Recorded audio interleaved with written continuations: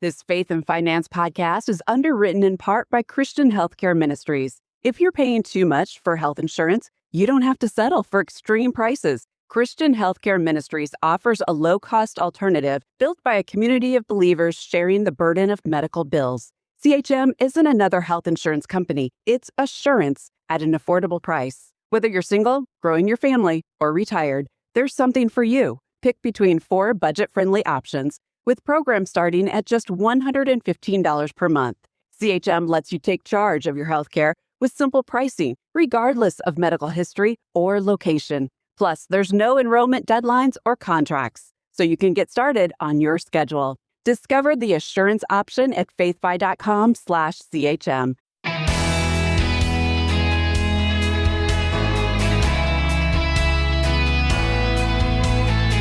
Long-term care isn't just a health issue, it can become a major financial and family decision. Hi, I'm Rob West. Most of us hope we'll never need extended care, but wise stewardship means planning for possibilities before they become a crisis. Nathan Sanow joins us today to help us understand long-term care, what insurance can and can't do, and how to build a plan that protects both your finances and your family. And then it's on to your calls at 800-525-7000. This is Faith and Finance, biblical wisdom for your financial decisions.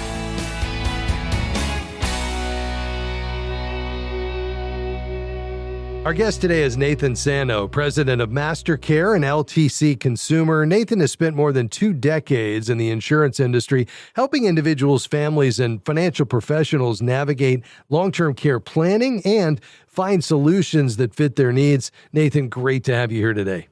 Thanks, Rob. It's great to be here. Nathan, when people hear long-term care, their minds go straight to the cost of insurance. But I know you say the conversation should actually start with something much broader, and that is a plan. So why is having a long-term care plan the most important first step? Yeah, it's a great question. One of the things that we always say is insurance is how the plan may be covered and paid for, but having a plan is really the first place to start. And First Lady Rosalind Carter said it best, that there are really 4 kinds of people in the world: those who have been caregivers, those who are currently caregivers, and those who will be caregivers, and those who will need caregivers. And every one of us face this risk. And so it's important to have this conversation as a family to say, if this was to happen to me, who do I want to provide that care? How does that impact their life? Are they physically able to do that? And most importantly, how is that care going to get paid for? Yeah. A lot of people assume Medicare, Medicaid, or even traditional health insurance will cover these long-term care expenses. So what do those programs actually pay for, and where are the biggest gaps people need to understand? Yeah, and this is a very, very common misunderstanding. So people just assume, well, someone pays for this care. I mean, my grandma back in the day needed it and somebody cared for her, and that was just paid for. But the reality is Medicare only pays for short-term care when you've been in a hospital for a short period of time under very specific conditions. So think rehab, like, I had a stroke and I need to get better and I go to a rehab facility for a number of weeks, then Medicare will pay for that. Your traditional healthcare plan doesn't cover anything for custodial or healthcare. Medicaid does pay for long-term care, but it requires people to pay down to $2,000 of assets to get that. And then in many states, great, you've qualified for Medicaid. There's a waiting list to even get into a Medicaid facility. And so it's important to understand what does cover and doesn't cover. The other one that is a common misunderstanding for working people is, well, I have long-term care because I have long-term disability, and they get the two confused. And long-term disability obviously replaces your income if you're not able to work, where long-term care pays for the care that you need when you're unable to care for yourself.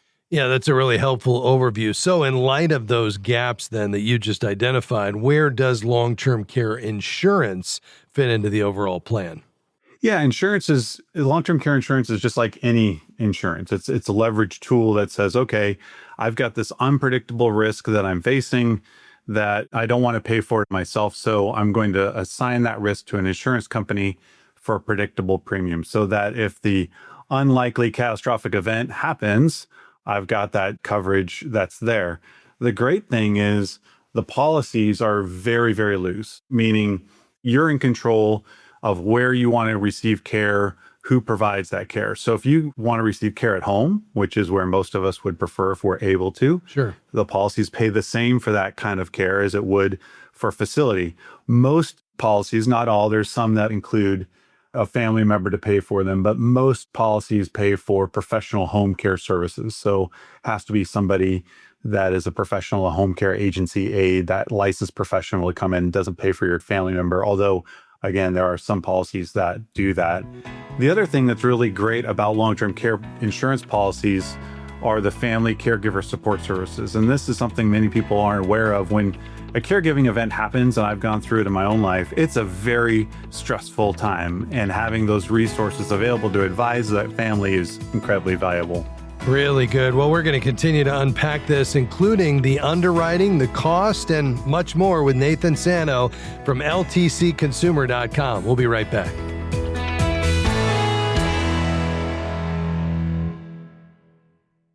FaithFi is grateful for support from One Ascent. One Ascent believes that your values inspire why you invest and how they can inspire how you invest. One Ascent's goal is to provide solutions designed for every need and invest in businesses that bless the people and places God has made. They want to help investors do well by doing good. To explore a new way of investing that aligns with your values, more information is available at oneascent.com/faithfi.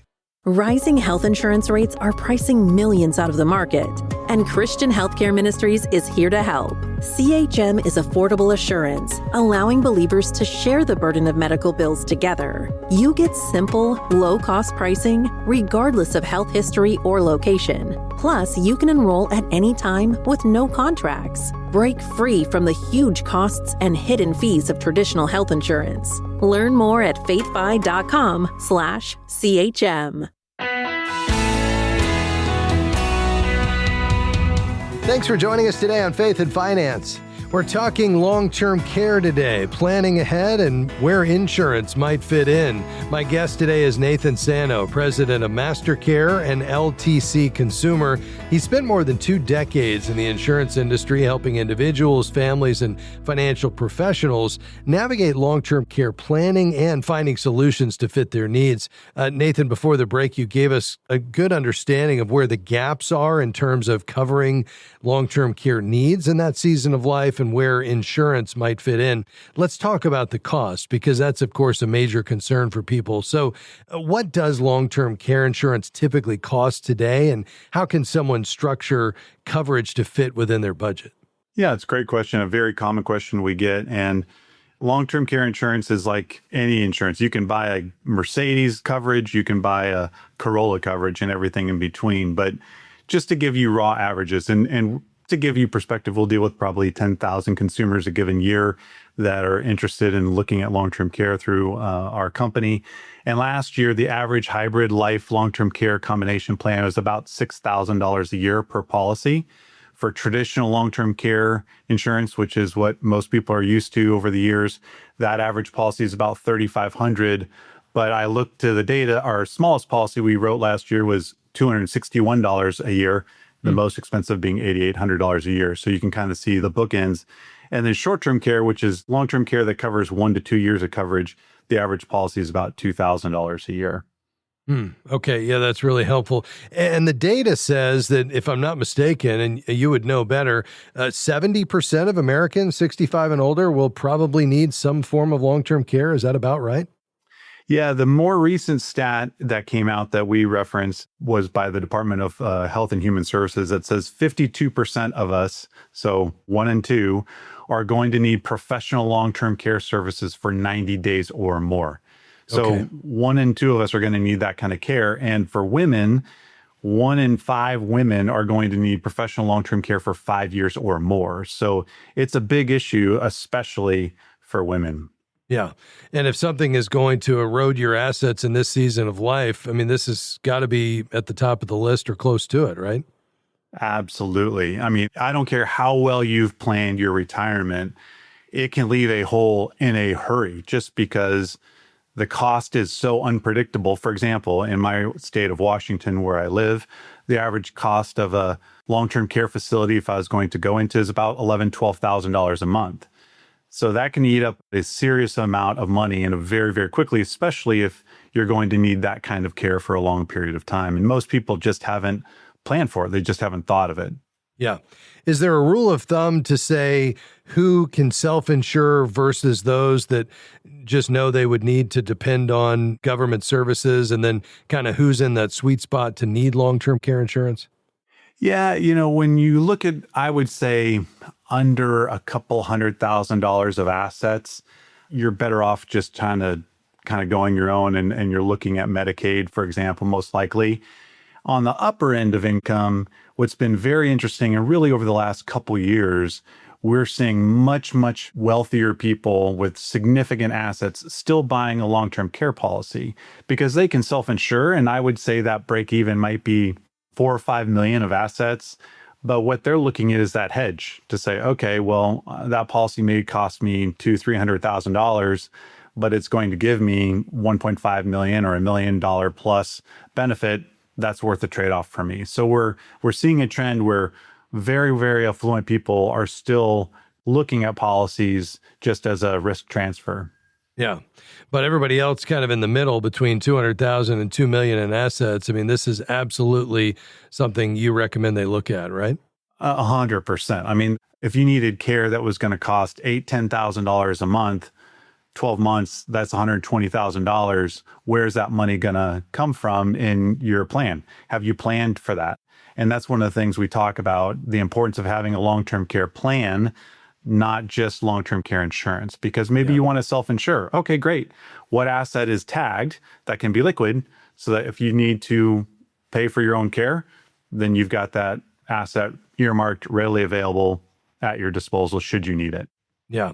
Obviously, a common question that comes up is, when is the ideal time to consider buying this kind of insurance, balancing health eligibility and age? What are your thoughts?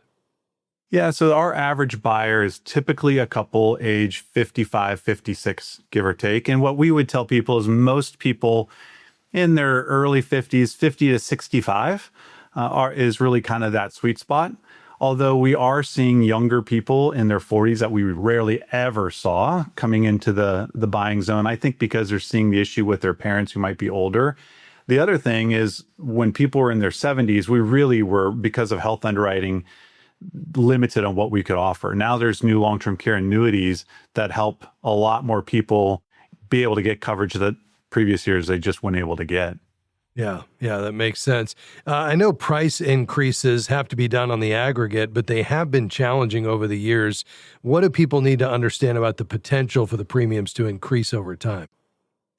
Yeah, so price increases are an unfortunate black eye on the industry. I mean, my own long-term care policy has gone up significantly as I've owned it over the years. But there's really two things to the benefit. One, there's some policies now, the life long-term care hybrids, contractually cannot increase, so you can get guaranteed premiums. The other thing is data. So a lot of the issues previously were insurance companies that really didn't understand, one, interest rate assumptions when we had the Great Recession back in 2008, 2009, and the Fed rate went to zero. That impacted a lot of insurance companies. And then two, the claims data. Well, now, many years later, we have a much, much better data set to understand the interest rate environment and also the claims environment. So the likelihood of rate increases on policies sold today is very, very small. Yeah, very good. Just a couple of minutes left. I know there's some newer features or options that are available today that have not been available in the past. Do you want to mention a couple of those? Yeah, a couple things just to know. One, cash is king. So we're seeing an increase in cash benefits where you qualify for a policy. Here's your money. Use it to pay for a family member, friend. It doesn't matter. It's the ultimate flexible freedom at claim time. That's something that's new. The other thing is policies are moving to a monthly benefit versus a daily benefit. And that sounds small, but it's actually significant, especially in home care when care is only needed 2-3 days a week. That monthly benefit provides the set benefit for the month, regardless of your daily spend. A daily benefit is just the max per day, and you may cap out on those days of care. Very good. Last question for someone listening today and realizing they need to start the planning process. What's the first step? Yeah, start with a family conversation. So think of as if you needed this care, how is that care going to be paid for? Who's going to provide that care? Have you talked to them? Are they physically even able to do that? And in what setting do you want that care to be had? And really start there. And then look at, okay, what kind of insurance coverages do we have? And talk to an independent professional. If there's one thing I would get, the health underwriting is very precise by carriers, and it's important to work with a professional.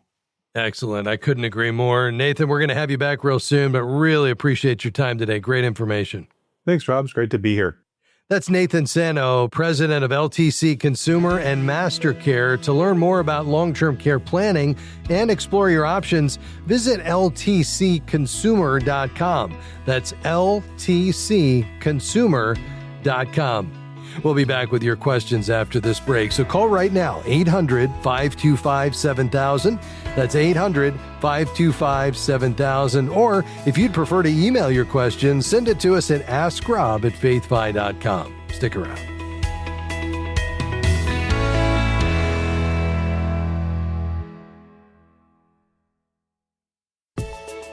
Money always seems to ask for more. More income, more savings, more security. But what if the better question is, how much is enough? This Faith 5 Field Guide isn't just a book to read. It's a practical guide that helps you prayerfully answer that question for your own life, one step at a time. Order your copy of How Much Money is Enough today at faithfi.com/shop. That's faithfi.com/shop. Faith and Finance is grateful for support from Sound Mind Investing. For more than 30 years, SMI has been helping Christians reach their financial goals by offering do-it-yourself investing guidance for investors at every stage, just getting started or getting close to retirement. Financial wisdom for living well. More information, including the short video webinar, Profit and Peace of Mind, no matter what's happening in the market, is available at soundmindinvesting.org.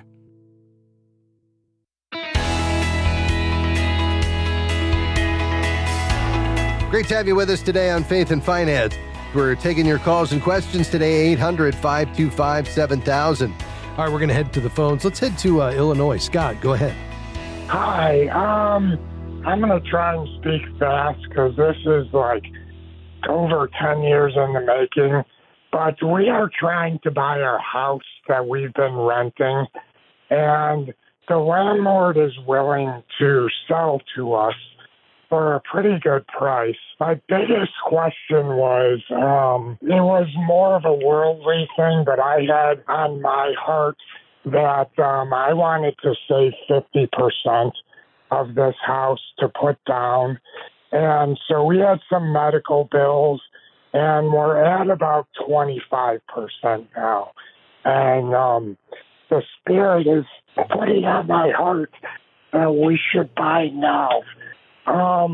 And so since we've been renting, I'm trying to find out, we don't really need a realtor, but we do need something like a lawyer or a realtor to do things like the deeds and stuff. And so I really need some advisors. Yeah. Well, I appreciate that. And, in terms of where you go from here, I would say, number one, don't deplete your cash reserves. Especially after a career change, it's wise to maintain a healthy emergency fund in case your income is less predictable than expected. I would consider the interest rate here, Scott. If you're getting a competitive mortgage rate, it may make sense to put down less than 50% and keep more cash available. If the rate is high, putting more down could reduce your monthly payment and total interest costs. We're on the higher end of what we've experienced the last 10 or 20 years, but we're probably pretty more typical to what, the industry has looked like for the last 50 years or so. And then you always want to look at your whole financial picture. The right down payment balances affordable monthly payments with maintaining liquidity. Now, we certainly want to try to pay it off over time, but this idea that you would try to, preserve adequate reserves is a big idea. In terms of who you'd want to connect with, in terms of the purchase itself, I think just finding a godly real estate professional would be, really important. And then they would work either with an attorney or a title company on the closing. But that real estate professional is really the quarterback for helping you in terms of finding that appropriate home, helping you negotiate and buy, and then dealing with all of the contracts and so forth. So I would probably ask at your local church. You certainly could call a certified kingdom advisor and ask for a referral, but we don't have CKs in the realtor field, so there wouldn't be any direct contacts you could make through FaithFi. You would have to ask for a referral. But I think that person that is familiar with your area, preferably shares your values, who's got good experience, could be invaluable in this process of just determining what house to buy, what you can afford, where, and then ultimately how much to put down. I hope that helps. It sounds like you're headed in the right direction here, Scott. And if we can help further, don't hesitate to reach out. Thanks for being on the program, sir. Let's go to Indianapolis. Matthew, go ahead. Yeah, thanks, Rob. My question is, I'm 39 years old. I have about $100,000 in an ESOP account that's going to be paid out next year in 2027. My wife and I have about $60,000 in debt. The question is, is it wise to pay off the debt with that ESOP money that's being paid out, or roll that into my 401k? Yeah. And what type of debt do you have? The $60,000? It's a couple credit cards and some tax debt. Okay. And are you still accumulating the credit card debt? No. Okay. Was that like a single event, or was that just gradual, lifestyle spending beyond your means? Where did that come from? Yeah, it was prior to our marriage, and then just spending on some things that we probably didn't need to prior to marriage, and then also some marriage debt too when we had our wedding. Okay. Yeah. Yeah. I mean, the priority order there would be, I would say, is the IRS debt first, especially if you're accruing penalties and interest, then the high interest credit card debt, especially if it's double-digit interest, and then maintain an adequate emergency fund so you don't ever go back there. And then if there's money left over, then that would be where, you would look at perhaps rolling the eligible portion into your 401k or another qualified retirement account. But I would confirm that, in fact, that is eligible for a rollover. I suspect you've already done that, given that you mentioned that option. You also do want to know the tax consequences. So you're just going to want to probably talk to your plan administrator or your CPA before making decisions, especially on anything you're pulling out, so that doesn't catch you by surprise. But, ultimately, getting the IRS paid back and then getting that credit card debt eliminated. Now, if you can fund the credit card debt on a relatively, short period of time out of current cash flow, I'd love to hang on to as much of this retirement account as possible for your future, especially because it's in a tax-deferred environment and it's not easy to get money in there. But that IRS debt, seems like something, unless you're on a payment plan and you're making good progress, that would often come first for me. So that's my pecking order. I think some of the things to consider there as you're thinking about it. Big idea. We want to get out of debt quickly, and as long as you've got a plan to do that, I'd like to preserve as much of this as we can. But anything that's considering to accrue high interest, let's wipe it out. Thanks for your call. Let's quickly go to Texas. We'll finish with Lucy. Go ahead. Thank you for taking my call. I'm updating my will now that I live in Texas, and I'm wondering if it is God willing for me to just give my children, a percentage of the funds that the Lord has gathered for me, rather than splitting it three ways for them, because I would like to give it to three nonprofit organizations that I'm supporting now. Yes. Well, first of all, I don't think there's a right or wrong decision here, Lucy. You are the steward, and so I would pray about it and ask the Lord for wisdom. As a part of that, I would ask the question, what is the worst thing that can happen when I leave the money to the kids? And here's the idea. Whatever their life trajectory is, the money is likely going to accelerate that. Now, that may be a good thing. They may be on their own, doing great, financially mature, spiritually healthy, and that's great. If any of them or all of them are not that way, just consider what impact the money may have, because what's most important is their spiritual direction and pursuit of the Lord. But at the end of the day, if you decide to give a percentage to each of them and you've got some ministries on your heart that you want to fund through your estate plan, that's great. There's nothing that says you have to leave all the money to the kids. In fact, I think each person should really prayerfully consider that in terms of what they ultimately decide. Hey, I want to send you a copy of a book that I think will be helpful for you. It's called Splitting Heirs. It's going to be our gift to you. Stay on the line. We'll send it out to you, Lucy. You read that. I think it'll help in some of these decisions. God bless you. Big thanks to my team today, Jim, Devin, and Sandy. We'll see you next time. Bye-bye. Faith and Finance is provided by Faith Fi and listeners like you.